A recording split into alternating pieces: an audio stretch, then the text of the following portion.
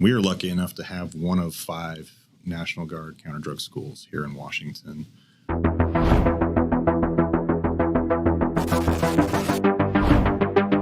I'm Joe C. Mandel, and welcome to Raven Conversations. And today I'm joined by fellow Wildcat, There you go. good friend, known Marco Brettmann for a very long time in the Guard. I think we went back to captains together out in Spokane. Yeah. So Lieutenant Colonel Marco Brettmann, I've already kind of spoiled it.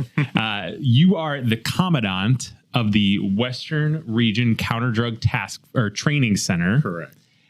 You are also a former commander of the 420th Chemical Battalion, and you are a recent graduate of the Air Force War College, even though you're in the Army. So appreciate you coming on and talking to us. Yeah, no problem. Yeah. So intro and background yourself. Like you said, I've been in the Guard since, 2009. So I commissioned out of Central, just like you.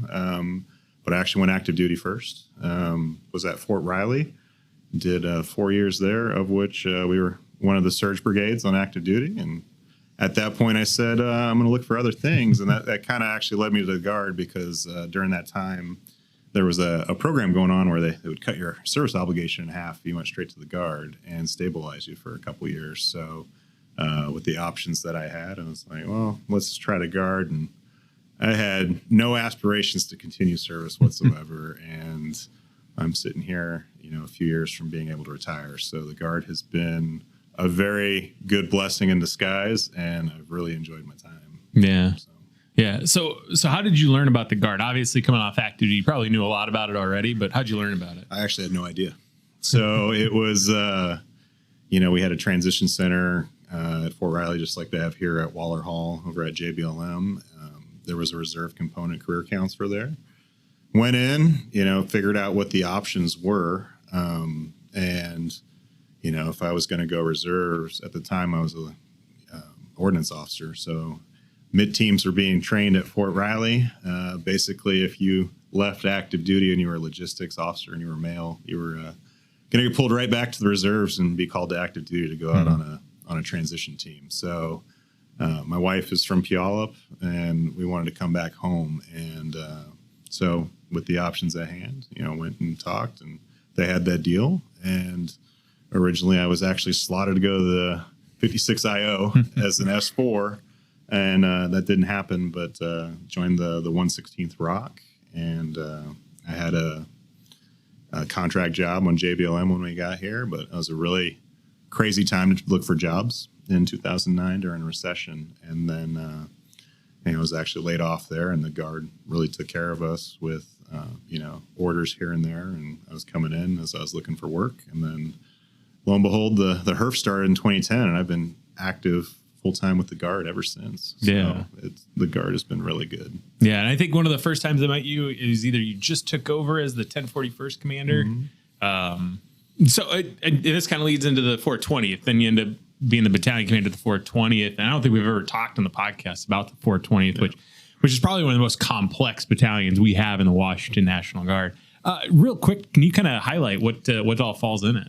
Well, it falls under troop command, but it's actually one of our largest battalions in the state behind the 2 infantry battalions. So, but it is essentially a mini troop command.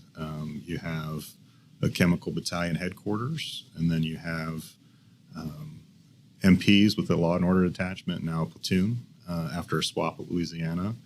And you have a chemical company still, and then a transportation company, a vertical engineer company. And, oh, by the way, they're all over the state. So when you're in command, you are on the road quite a bit doing circulation. But and it's a huge domestic mission for them with the Suburban Task Force and being part of the HERF. So there's a lot to balance within that battalion. But honestly, having worked full-time for the Homeland Response Force and then, coming over to counterdrug later, I still had lots of relationships back within that battalion.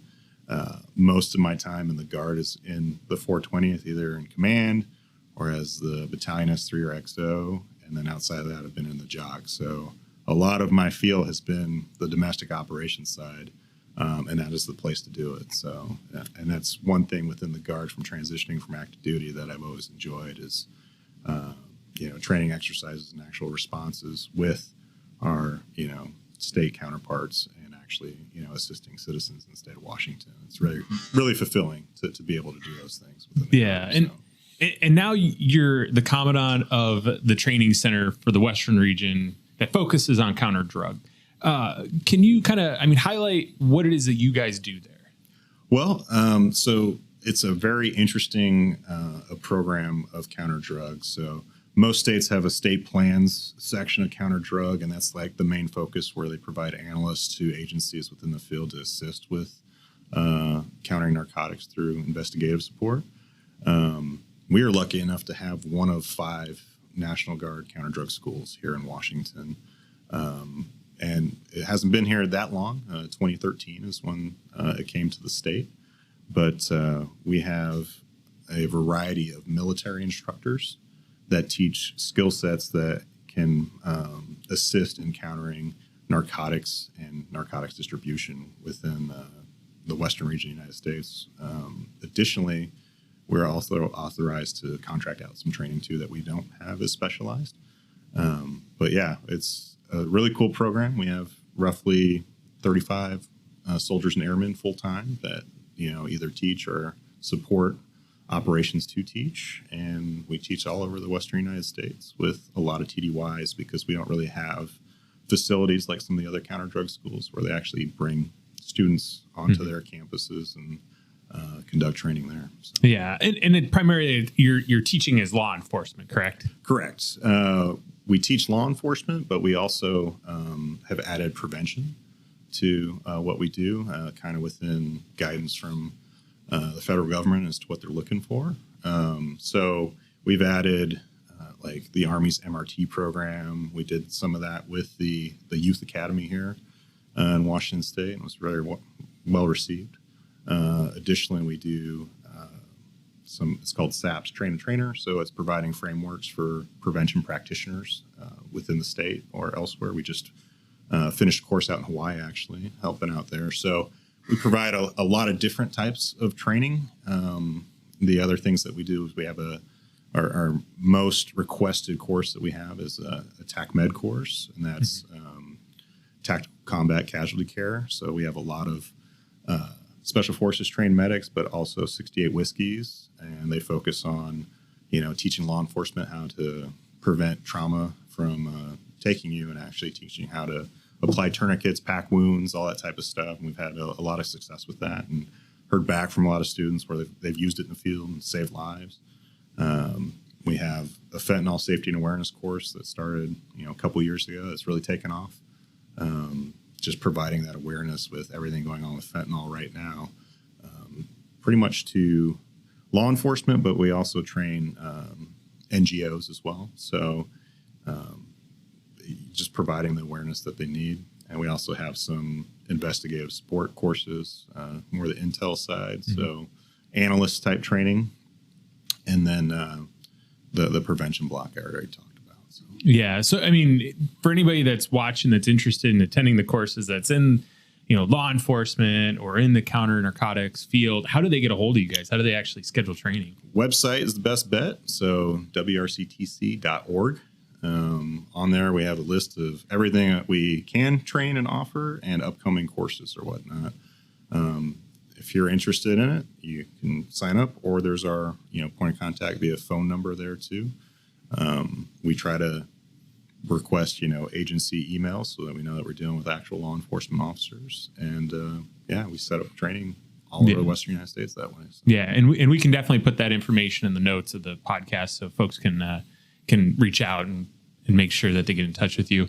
Transitioning. So you had the very unique opportunity, I would say, as an Army officer to go to the Air Force War College. How did that go about? It was something that I did not think I was going to be able to do. General Dent, who recently retired, originally I wasn't even going to put in for War College. It was just not something that I thought was kind of in the cards. But he gave me some really good advice to don't close the door you don't have to. So I put in. Originally I was, on the OML and got selected for Army Distance Learning War College. And I didn't think that a resident thing was going to happen. And I randomly got a call from the G3. Hey, we got another slot. There's one officer ahead of you, and if they say no or not, we're going to need to know if you're going to want to go. And that was like a Friday, and we need to know by like Monday. So I, went home and talked it over with the wife and kids, and it was just great timing.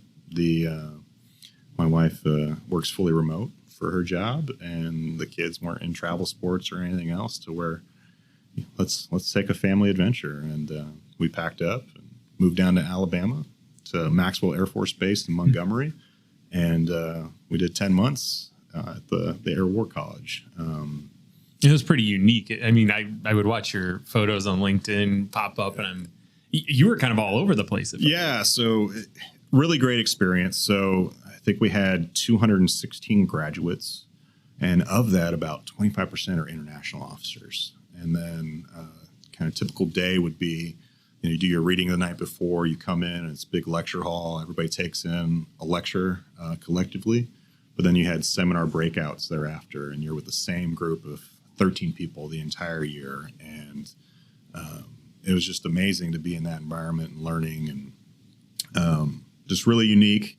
We had, I think, one other Army officer who was an MP, active duty. We had a Marine Corps reservist personnelist. We had international officers from Poland, Israel, and Bangladesh that were in the course, a couple of Air Force civilians, and then some other Air Force members as well. But, that group, we were really tight-knit throughout the year, and we got to do some really cool things. We had 3 weeks of like wargaming specifically that we did collectively, which was amazing, looking at, some of the problems that we face on that strategic level and what we think we would do. And then the Air War College is really unique in the fact that they have a regional security studies course, and they have, instructors from all over where you get to kind of pick a region of interest that you want to learn about. And then you do classroom portions, stateside. But then for 2 weeks, you get to go on an amazing trip of a lifetime. And so I picked Latin America because obviously with the counterdrug nexus, trying to figure out, grassroots, what's kind of really going on.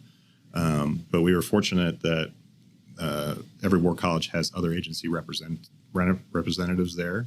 And we had the State Department rep was the Latin Americanist. So he had actually just transferred to the War College from the embassy in Colombia, in Bogota, where he was the political officer. He was like a 1-star equivalent in the Foreign Service. And to be able to hear things from him and learn from him, and then plan this trip where we got to go to Colombia, to Bogota, to Cartagena. We went to Panama City, and we went down to Santiago in Chile, and we're meeting with other, nations, militaries, whether it be, Army or Air Force or Navy, getting their perspectives on things and figuring out, in the grand scheme of things, great power competition, how are we doing? How are some of our competitors doing? And seeing it actually on the ground was amazing. It was like a once in a lifetime experience. And most people that go to the Air War College, like that is their big takeaway for the year of things that they really enjoy. So it always looked like you had the fantastic opportunity to travel around and see different things. Really, anything you want to add? I mean, thanks for having me on. I think to kind of touch on the National Guard and Washington National Guard, and getting closer to the end of your career, you start reflecting a little bit more, and kind of ending up here and being able to do some of the things that I've been able to do. If you would have told me, 15 years ago, you're going to be a chemical officer, you're going to have a battalion command, you're going to make it to retirement in the Guard, I would have looked at you like, one, how's that even a thing? And then two, I don't think that was ever going to happen. But, I really want to thank the organization because, it's been really rewarding and fulfilling, and I really enjoy being part of it. So. Yeah. Well, I enjoy serving with you, my friend, and look forward to continuing serving with you. Yeah. So, If you like the video, give it a like. If you have any questions or want to know more about the counter-drug program or Air Force War College, definitely put it in the notes or in the comments, and we can add all that information into the notes, like I said. And subscribe for future videos. Thanks, Mark. All right. Thanks, man.